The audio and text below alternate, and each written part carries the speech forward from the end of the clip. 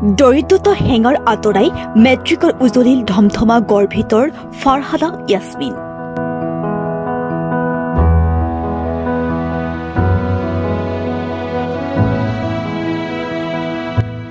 শনিবাৰে ঘোষিত হাইস্কুল শিক্ষান্ত পৰীক্ষাৰ ফলাফলত বাক্সা জিলাৰ ধমধমা নিকটৱৰ্তী গড়ভিতৰ ৬টা বিষয়ত লেটাৰ সহ ডিষ্টিংশ্যন লাভ কৰি ফাৰহানা ইয়াছমিনে জিলাখনলৈ গৌৰৱ কঢ়িয়াই আনিবলৈ সক্ষম।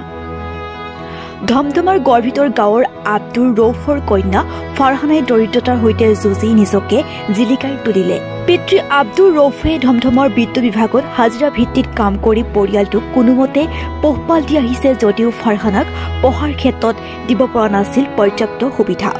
এটা জুপুৰিত দিন অতিবাহিত কৰা ফাৰহানাই অব্যাহত ৰাখিছিল অধ্যয়ন। এখন পঢ়া টেবুলো যোগাৰ কৰি দিব নোৱাৰা পিতৃৰ চকুত আজিৰ আনন্দ জোৱাৰ। আনহাতে ধমধমা আদৰ্শ ছেকেণ্ডাৰী স্কুলৰ ছাত্ৰী ফাৰহানাই বিদ্যালয়খনলৈ যোৱাৰ ক্ষেত্ৰত যথেষ্ট বাধাৰ সৃষ্টি হৈছিল, কিয়নো গড়ভিতৰ ধমধমা সংযোগী পথৰ এনে দুৰৱস্থাৰ পিছতো নিতৌ বিদ্যালয়খনলৈ আহিছিল ফাৰহানা।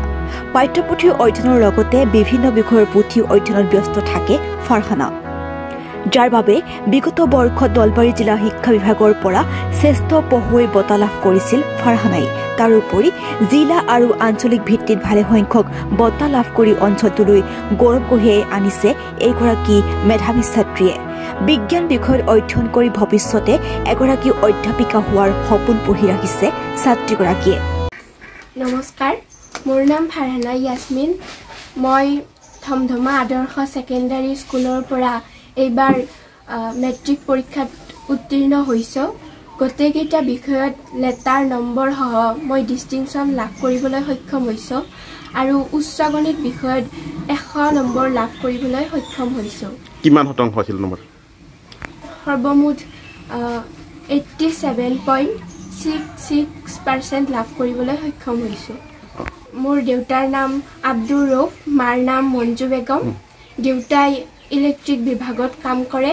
এপিডিচিএলত খাটি দেউতাই কোনোমতে আমাৰ পৰিয়ালটিক পোহপাল দি আছে।